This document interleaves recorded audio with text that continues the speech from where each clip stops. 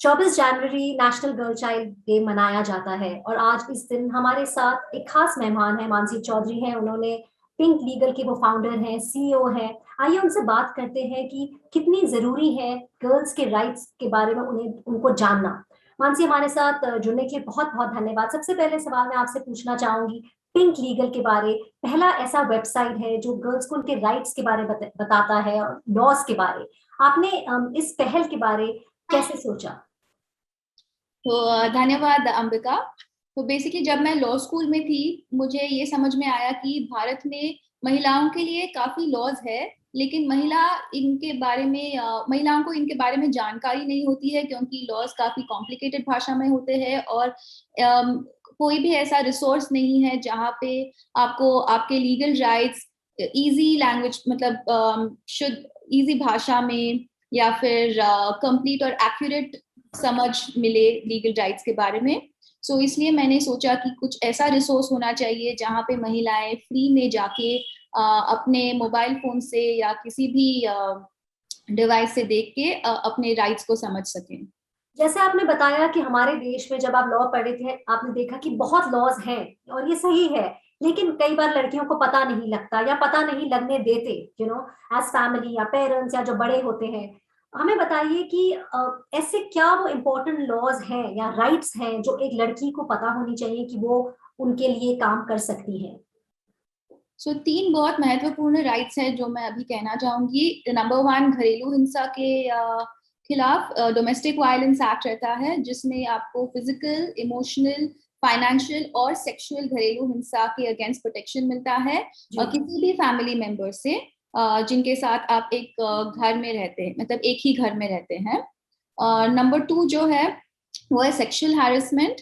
और हमें हमेशा लगता है कि सेक्सुअल हैरेसमेंट सिर्फ फिजिकल प्रकार का होता है, लेकिन लॉ के हिसाब से फिजिकल हैरेसमेंट, फिर वर्बल हैरेसमेंट जो कि स्पोकन वर्ड्स या बुरी किसी, लैंग्वेज में बोलना, हाँ, गालियां देना, अब्यूजिव किसी किसी वो भी मेंटली टॉर्चर करता है जी। हाँ, तो वर्बल अब्यूज। और थर्डली नॉन वर्बल टाइप का, जो हम कभी मेट्रो में जाते हैं तो हमने देखा होगा कि कोई अपने को घूर रहा है, तो छेड़छाड़ी। वो, हाँ, छेड़छाड़ी, वो सब नॉन वर्बल सेक्सुअल हैरेसमेंट में आता है, तो वो एक महत्वपूर्ण कानून है।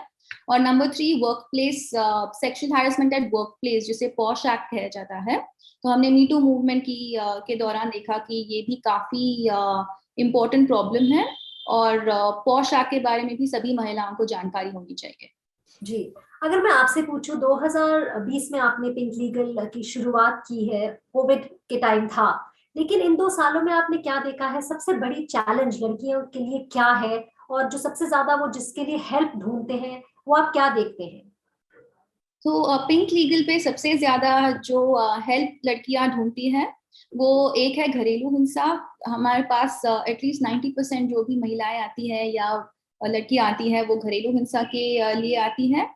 और नंबर टू है कि उन्हें शादी के लिए फोर्स किया जाता है उनके फैमिलीज के थ्रू देयर फैमिलीज। सो वो एक बहुत बड़ी समस्या है। तो ये दो जो प्रॉब्लम्स है। और नंबर थ्री, मैरिज डिवोर्स या बच्चों की कस्टडी, ये भी एक प्रॉब्लम है जो महिलाएं फेस करती हैं।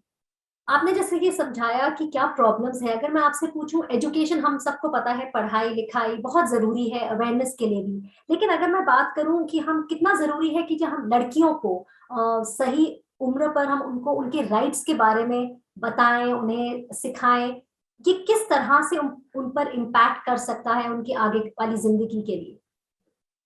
तो मेरे ख्याल से लड़कियों को स्कूल से ही उनके राइट्स के बारे में बताना बहुत जरूरी है, क्योंकि अगर उन्हें उनके राइट्स के बारे में पता है, तभी वो आगे जाके कुछ एक्शन ले सकती है, या उन्हें समझ में आएगा कि मेरे साथ ये जो हो रहा है वो सही नहीं है और कानून में इसके खिलाफ मेरे लिए एक सोल्यूशन है और मैं इसके खिलाफ एक्शन ले सकती हूँ।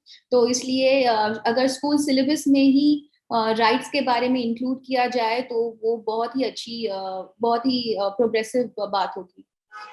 और मानसी, कोविड के दौरान आपने क्या देखा है, क्या चीजें सामने आई हैं कि आपको लगता है कि इसके लिए बहुत सारी लड़कियां, जैसे हमने सुना है वायलेंस बढ़ा है, ये भी देखा जा रहा है कि लड़कियां स्कूल से आगे पढ़ नहीं सकेंगी, फोर्स्ड मैरिज, अर्ली मैरिज भी ज्यादा हो रहे हैं, ट्रैफिकिंग के केसेस आ रहे हैं, आपने क्या देखा है और इसके बारे में आप क्या कहेंगे?